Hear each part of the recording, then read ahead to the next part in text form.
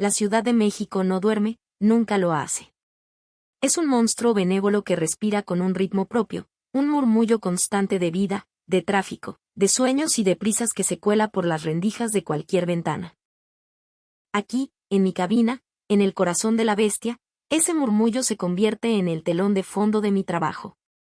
Son las 11 de la noche pasadas y el aire está cargado con la electricidad estática que precede a las tormentas, tanto las de lluvia como las políticas. Afuera, las luces de los rascacielos de Reforma dibujan una constelación artificial, un monumento al poder y al dinero. Pero las verdaderas historias, las que mueven los hilos del mundo, no se gritan desde esos pináculos de cristal. Se susurran en pasillos oscuros, se escriben en documentos clasificados y, de vez en cuando, estallan en los parlamentos de viejas naciones que se cansan de jugar el papel que les asignaron. Esta noche, la noticia que tengo frente a mí, brillando en la pantalla de la computadora, no es un susurro. Es un bombazo. Un trueno que retumba desde el otro lado del Atlántico, desde París, la ciudad de las luces y las revoluciones. Y amenaza con sacudir los cimientos de un orden mundial que muchos creíamos tallado en piedra. Me acomodo en mi silla, el cuero gastado cruje como una vieja confesión. Acerco el micrófono, siento su fría familiaridad, y me preparo para contarles lo que está pasando. Porque esto, mis amigos, esto es grande.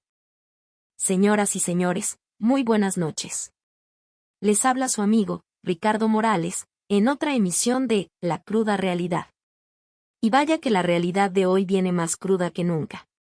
Mi voz, curtida por miles de noches como esta, resuena en el silencio del estudio. Imaginen un club, el más exclusivo y poderoso del mundo. Un club militar donde para entrar necesitas poder de fuego y para quedarte, necesitas obediencia. Ese club se llama OTAN, la Organización del Tratado del Atlántico Norte. Por 75 años ha sido el brazo armado de Occidente. El martillo de Washington. Pues bien, esta noche, uno de sus miembros fundadores, uno de los pesos pesados, acaba de poner sobre la mesa la posibilidad de dar un portazo e irse. Y no, no es un país pequeño. Es Francia. Dejo que la idea flote en el aire. La bomba ha sido lanzada desde París, y no es una metáfora. En el corazón político de Francia, en la Asamblea Nacional, una voz se ha alzado con una fuerza inusitada. No es un disidente marginal, no es un radical de café. Es Clémentine Autain, la vicepresidenta de la mismísima Asamblea Nacional. Una mujer de carácter, una política de armas tomar que ha puesto por escrito lo que hasta hace unos años era una herejía, un sacrilegio político, que Francia podría, y quizás debería, romper con la Alianza Atlántica. Se acabó el obedecer órdenes extranjeras. Esa es la frase que resuena, la declaración de independencia que viaja por los teletipos del mundo. La propuesta de Autain no es un arrebato de coraje, un exabrupto en medio de un debate acalorado. No, esto es mucho más serio. Es la formalización de un proyecto, la punta de un iceberg de descontento que lleva años creciendo bajo las aguas heladas de la diplomacia. La señora Autain, figura central del partido La Francia Insumisa, no soltó esta bomba en un mitin para enardecer a las masas. Lo hizo en el santuario de la democracia francesa, en el Parlamento, dándole un peso institucional que es imposible ignorar. Y su argumento es demoledor. Planteó, sin medias tintas, que la permanencia de Francia en la OTAN se ha vuelto, y cito sus palabras, indeseable e inaceptable. ¿Y por qué? ¿Cuál es el meollo del asunto? ¿El grano en el engranaje que ha terminado por romper la maquinaria? La respuesta es tan vieja como la historia de los imperios, la dependencia. La sumisión de París a los dictados de Washington. Autain lo dijo claro, Estados Unidos, el líder indiscutible de la alianza, sigue una política imperialista sin complejos, sin el más mínimo pudor. Y esa política, esa línea de acción, pone en tela de juicio la sensatez, la lógica misma de seguir amarrado a una estructura militar que, en la práctica, baila al son que le tocan desde la Casa Blanca. Para que nadie piense que hablaba en abstracto, que eran solo fuegos artificiales retóricos, Autain bajó al lodo de los hechos. Puso ejemplos concretos, de esos que duelen y dejan cicatriz. Recordó el secuestro, a todas luces ilegal, del avión presidencial de Evo Morales, forzado a aterrizar en Europa por sospechas de que llevaba a Edward Snowden. Un acto de piratería aérea orquestado, según muchos, bajo presión de Washington. Y como si eso fuera poco, trajo a colación las bravuconadas del expresidente Donald Trump, quien en un alarde de prepotencia llegó a amenazar con anexar Groenlandia, como si el mundo fuera su tablero de Monopoly personal. Cada ejemplo, cada dardo lanzado por la diputada, golpea directamente la narrativa oficial de una OTAN puramente defensiva.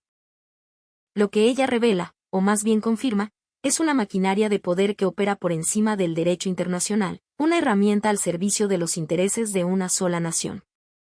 Desde aquí, desde México, ¿cómo no nos va a sonar familiar esa música? Llevamos 200 años viviendo al lado del vecino más poderoso del planeta. Conocemos de primera mano lo que significa tener un gigante que ve al resto del continente como su patio trasero. Hemos sentido el peso de su bota, la presión de sus intereses, la injerencia velada y la no tan velada. Lo que denuncia esta valiente mujer francesa es el mismo guión que se ha aplicado en América Latina una y otra vez. Por eso su discurso tiene un eco tan profundo de este lado del charco. Pero ella no se detuvo ahí. El ataque fue a todos los frentes. Recordó también cómo los grandes acuerdos comerciales, esos que se venden como tratados entre iguales, fueron impuestos a la Unión Europea bajo una presión asfixiante de Estados Unidos. Esos papeles, nos dice, no son simples hojas con firmas elegantes. Son documentos que han reorganizado sectores enteros de la economía europea, obligando a países soberanos a adaptar sus normas, sus subsidios y sus mercados para beneficiar a las corporaciones estadounidenses, no a sus propios ciudadanos. ¿El TMAC, el antiguo Tratado de Libre Comercio de América del Norte, les suena? Es la misma lógica, la misma dinámica de poder. El pez grande imponiendo las reglas del juego. Y luego, el golpe más directo. El que más le duele al ciudadano de a pie, tanto en Marsella como en Monterrey, la lana. El dinero. Autain expresó su más absoluto y rotundo rechazo a las exigencias de la OTAN, que ahora, con la guerra de Ucrania como pretexto perfecto, reclama a sus miembros que destinen ya no el 2%, sino hasta el 5% de su Producto Interno Bruto al gasto militar. El 5%. Es una cifra astronómica, un dineral que podría transformar la salud pública, la educación, la infraestructura de cualquier país. Y ella remarcó lo obvio, lo que todos sabemos pero pocos se atreven a decir en voz alta: ese descomunal esfuerzo presupuestario, esa sangría de recursos públicos, termina engordando, sobre todo, los bolsillos del complejo militar industrial estadounidense. Mientras los hospitales europeos hacen malabares para cuadrar sus cuentas y las escuelas públicas se caen a pedazos, los fabricantes de armas de Virginia y California se frotan las manos. Es el negocio de la guerra, un negocio redondo para ellos, y una ruina para los demás. Estados Unidos ya se está liberando del derecho internacional y de los mecanismos de seguridad colectiva, sentenció la diputada. Esa frase, amigos, no es solo retórica de barricada. Es el resumen perfecto de una sensación que recorre el mundo entero, la de que Washington actúa sin frenos, sin contrapesos, como un sheriff global que se ha autoproclamado juez, jurado y verdugo. Y en ese camino, arrastra a la Unión Europea a una posición humillante, la de un socio dependiente, un patiño, diríamos en México, obligado a aplaudir decisiones que no tomó y que, muy a menudo, lo perjudican directamente. Y por si faltara algo para completar el cuadro, Autain fue todavía más lejos. Se metió en un terreno pantanoso y explosivo, acusó a Estados Unidos de interferir directamente en las elecciones europeas para beneficiar a la extrema derecha. Aguas con eso. Porque ya no estamos hablando solo de tanques, misiles y fragatas. Estamos hablando de una guerra híbrida, una guerra del siglo XXI que se libra con algoritmos, con campañas de desinformación y miedo en redes sociales, con una guerra cultural que busca reconfigurar el mapa político del continente para hacerlo más dócil, más manejable, más afín a los intereses del imperio. Quieren una Europa dividida, asustada y reaccionaria, porque una Europa así es más fácil de controlar. Frente a este panorama desolador, la propuesta de la diputada insumisa es una ruptura estratégica total. Abandonar la OTAN. No como un salto al vacío, sino como un acto de recuperación de la soberanía. Un portazo para que Francia pueda volver a tener una política exterior y de defensa propia, independiente, y convertirse de nuevo en un Estado no alineado. Sería, en esencia, recuperar la vieja tradición gaullista de autonomía que tanto caracterizó a la Quinta República en sus momentos de mayor lucidez. El general de Gaulle, desde donde esté, debe estar aplaudiendo. Él fue el primero que sacó a Francia del Comando Militar Integrado de la OTAN en 1966, precisamente por las mismas razones. No quería que sus soldados murieran en guerras decididas en Washington. Lo más interesante de todo este sainete es que el terreno político en Francia no le es del todo hostil a esta idea. Hoy por hoy, la alianza de partidos de izquierda, donde la Francia insumisa es la fuerza dominante, conforma el grupo parlamentario más numeroso. Esto significa que la idea de revisar hasta la raíz la relación con la OTAN ya no viene de los márgenes del sistema, de grupúsculos radicales.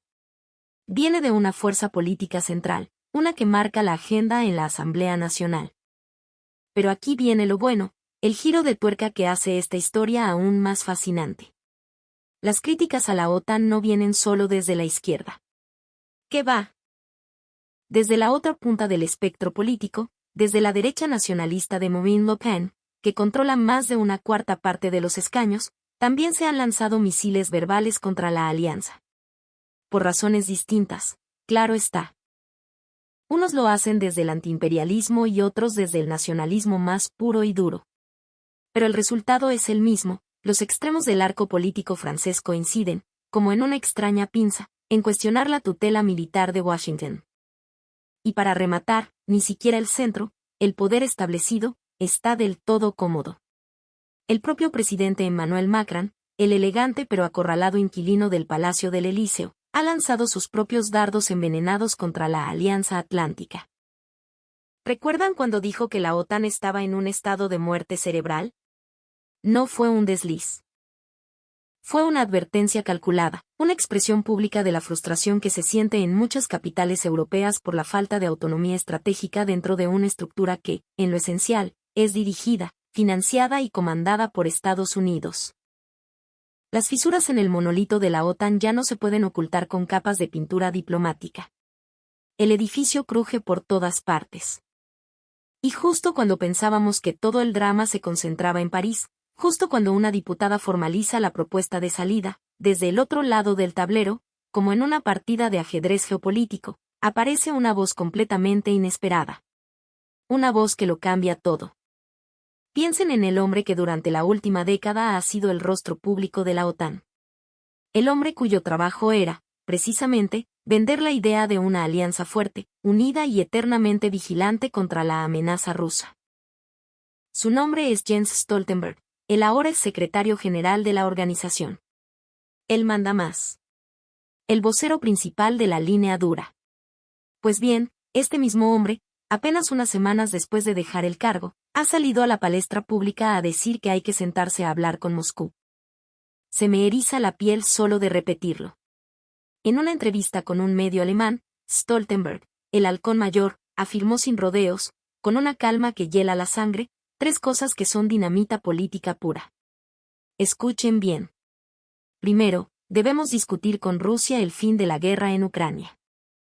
Segundo, en algún momento, tendremos que debatir una nueva arquitectura de control de armas. Y tercero, la frase que lo resume todo, debemos dialogar con Rusia como vecino. Estas 3 frases, dichas por un analista cualquiera, por un académico pacifista o por su servidor, serían un matiz más en el debate. Pero dichas por el hombre que hasta ayer dirigía la maquinaria militar más grande del planeta, por quien durante 10 años defendió el endurecimiento constante, las sanciones y el aislamiento de Rusia, suenan a una rectificación tardía, a una confesión de parte. Suenan al reconocimiento implícito de que el rumbo actual, el de la confrontación total, conduce a un callejón sin salida, a un precipicio muy, muy peligroso. Para que entendamos la magnitud de este cambio de guión, Stoltenberg incluso apeló a la historia. Recordó que incluso en los momentos más oscuros de la Guerra Fría, cuando el planeta entero vivía bajo la sombra de decenas de miles de cabezas nucleares apuntándose mutuamente, Washington y Moscú, las 2 superpotencias, lograron sentarse a la mesa y firmar acuerdos para limitar sus arsenales. Ese dato histórico, que muchos prefieren olvidar hoy en día, demuestra que ni siquiera en los momentos de máxima tensión se rompió por completo el hilo del diálogo.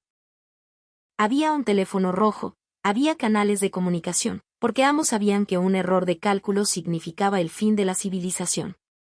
Sin embargo, el exsecretario general matizó, con un tono casi melancólico, que ya no es posible volver al nivel de confianza y apertura que existió alguna vez. La era de los grandes tratados de desarme, dice, está herida, pero no muerta. Y de ahí su insistencia en que, aunque ya no haya amistad, aunque la confianza esté hecha pedazos, debe existir comunicación. Hay demasiado en juego como para depender únicamente de discursos incendiarios, de ejercicios militares provocadores y de la propaganda de guerra. Para darle un toque personal, casi íntimo, a sus palabras, Stoltenberg recordó su propia relación con Vladimir Putin. Contó que conoció al presidente ruso allá por el año 2000, cuando él, Stoltenberg, acababa de asumir como primer ministro de Noruega. Entre ambos, dijo, se construyó una larga y estrecha relación de trabajo que permitió cerrar acuerdos muy concretos y beneficiosos para ambos países. Enumeró, por ejemplo, pactos energéticos, la demarcación de la frontera marítima en el mar de Barents, una zona rica en recursos y geoestratégicamente vital, e incluso la exención de visados para la gente que vive en la región fronteriza. Hoy estamos muy lejos de eso, remarcó, pero eso no significa que no debamos comunicarnos. En esa frase, amigos míos, hay un reconocimiento implícito y brutal, la política de ruptura total, de intentar aislar y doblegar a Rusia por la fuerza, simplemente ha fracasado. No funcionó. Y ahora, los mismos que la diseñaron empiezan a buscar, con la cola entre las patas, una salida de emergencia. Los expertos y analistas más agudos señalan que este tono inesperadamente pacífico de Stoltenberg apareció, casualidad, justo después de que las Fuerzas Armadas rusas lanzaran una oleada de ataques masivos con misiles hipersónicos sobre Ucrania a principios de año. El mensaje del Kremlin fue claro y contundente: podemos golpear donde queramos, cuando queramos, y sus defensas antiaéreas no pueden detenernos. Cada una de esas explosiones en Kiev o en Kharkov fue una demostración de fuerza que hizo temblar las oficinas de Bruselas. El mensaje es claro: Europa está sentada sobre un barril de pólvora, un barril nuclear, y muchos en Occidente empiezan, por fin, a hacer cuentas serias, a sopesar los riesgos reales de una escalada sin control. El periodista estadounidense Tucker Carlson, una figura polémica pero que a veces dice verdades incómodas, fue aún más crudo. Advirtió que Rusia podría, en un escenario extremo, usar una versión con cabeza nuclear de esos misiles hipersónicos contra países europeos. Más allá de si uno simpatiza o no con Carlson, la sola idea de un arma así, imparable, cruzando el cielo europeo en cuestión de minutos, obliga a cualquiera con dos dedos de frente a revisar sus dogmas. Obliga a preguntarse quién está empujando a quién hacia el abismo. Y es en este clima de miedo y de realismo tardío que la iniciativa francesa de la que hablábamos al principio adquiere una nueva y dramática dimensión. Ya no se trata solo de un gesto soberanista, de un arrebato de orgullo nacional. Se trata de una pregunta existencial, una cuestión de supervivencia. ¿Debe Francia, una potencia nuclear, seguir atada a una estructura militar donde las decisiones claves se toman en Washington, aun cuando ese rumbo aumenta el riesgo directo de aniquilación sobre las ciudades europeas? Clementine Autain y su partido responden con un no rotundo. Para ella, cada movimiento de Estados Unidos, desde las presiones económicas hasta las bravuconadas de sus presidentes, confirma que la OTAN no es un escudo protector, sino una herramienta de una política imperialista sin complejos. Y Francia, sostiene ella con una convicción que empieza a contagiar a muchos, no puede seguir siendo comparsa de esa estrategia suicida. En los próximos meses, el debate en París nos mostrará si esta propuesta se queda en una advertencia simbólica, en un grito en el desierto, o si se convierte en el primer paso concreto hacia una ruptura que podría redibujar el mapa de poder en Europa y en el mundo. Pero una cosa ya está meridianamente clara esta noche: la idea de una OTAN eterna, incuestionable, cohesionada como una roca, ha recibido un golpe directo, un torpedo en su línea de flotación, y ha venido desde dentro. Y esa grieta, mis queridos amigos, esa grieta tarde o temprano tendrá consecuencias para todo el continente, y por extensión, para el resto de nosotros. El viejo orden se tambalea. Las placas tectónicas de la geopolítica se están moviendo bajo nuestros pies. Y en medio del ruido y la furia, surgen preguntas que también nos tocan de cerca. ¿Qué papel debe jugar México? ¿Qué papel debe jugar América Latina en este nuevo mundo que están haciendo? ¿Seguiremos siendo espectadores o nos atreveremos, como los franceses, a cuestionar las alianzas que nos atan y a buscar nuestro propio camino? Se los dejo de tarea. La noche en la Ciudad de México sigue su curso, indiferente a los juegos de poder de los imperios.